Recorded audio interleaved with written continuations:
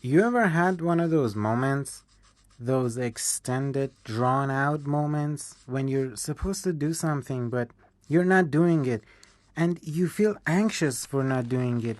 At the same time, this other feeling, depression maybe, starts creeping in.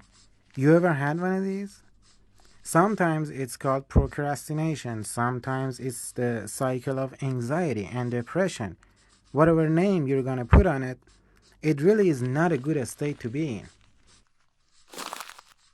Hi, we are the Dabblers. If you like our videos, please consider subscribing to our channel.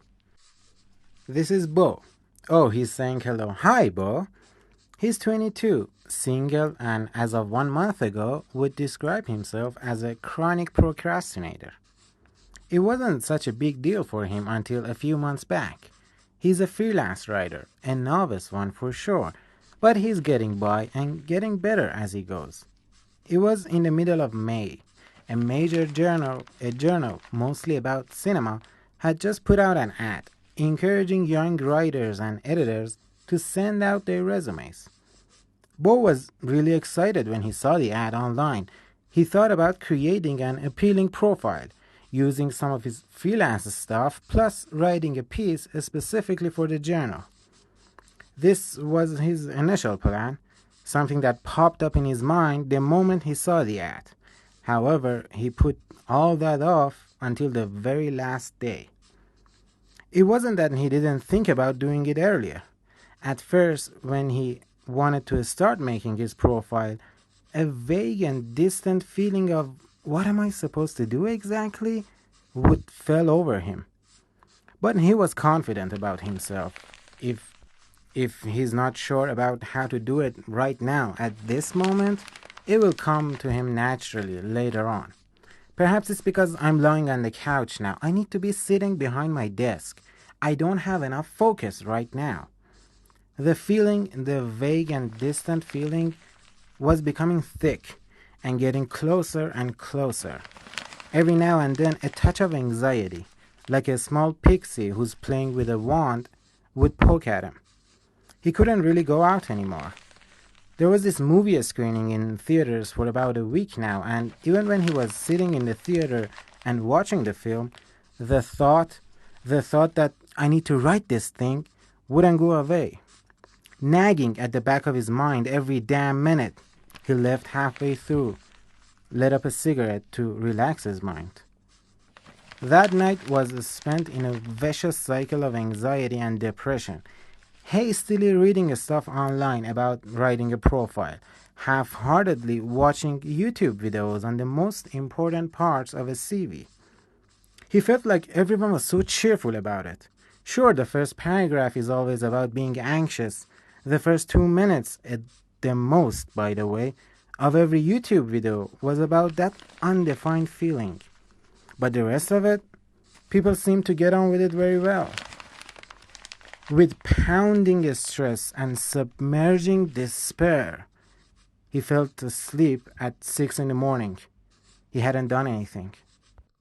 Most of Beau's freelance stuff came from the request of people he already knew. Friend of a friend, a relative who was just starting an online shop and needed a copywriter. In these, he didn't have to present himself from scratch. This thing with the journal, though, was completely new. He started doubting himself, questioning his skills, even his passion and desire for writing and being known as a writer. He hadn't had formal training for this job. You can't become a writer all by yourself, he thought. He was doing copywriting, coming up with headlines, writing slogans at the same time. He was very keen on writing literary essays, or personal essays, or even trying out short stories. These are all very different from each other, each needing a particular and a specific set of skills. Beau was lost. That last day didn't go well.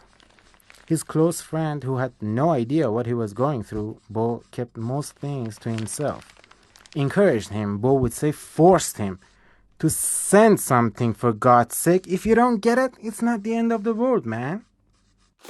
A few weeks later, towards the end of June, Beau managed to pitch an article on a Steven Soderbergh movie to a budding new online magazine. It was a good piece and it was received well, but Beau wasn't really happy with himself. He thought it was just a collage of things he'd read in just a few hours before writing it.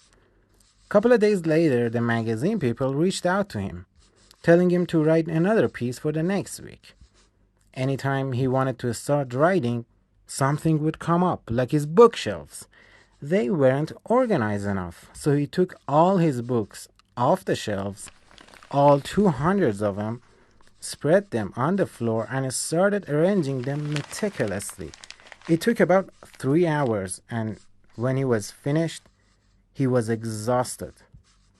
Another time, a thunder struck the house, smashing the windows and breaking the doors. Obviously, this didn't happen, but that's how Beau was feeling deep down. Anyway, he scrapped something reluctantly, but with considerable exertion the last hour, just to get it over with. Again, the piece was good and well received. The magazine was slowly building an audience, and they actually liked this new guy. The plan was to launch a YouTube channel for the magazine, and the first candidate for the role of writer was Beau. This was Beau. He would start and finish any task in an intense all-night campaign, and at the end, wouldn't feel good about it. It didn't feel like he had completed anything. That sense of closure, which is usually accompanied by relief, that sense always eluded him.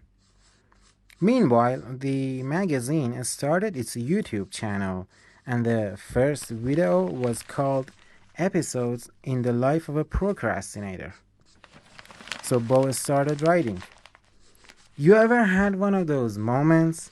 Those extended, drawn-out moments? We'll leave Beau here for now. He's working on the script for the next video.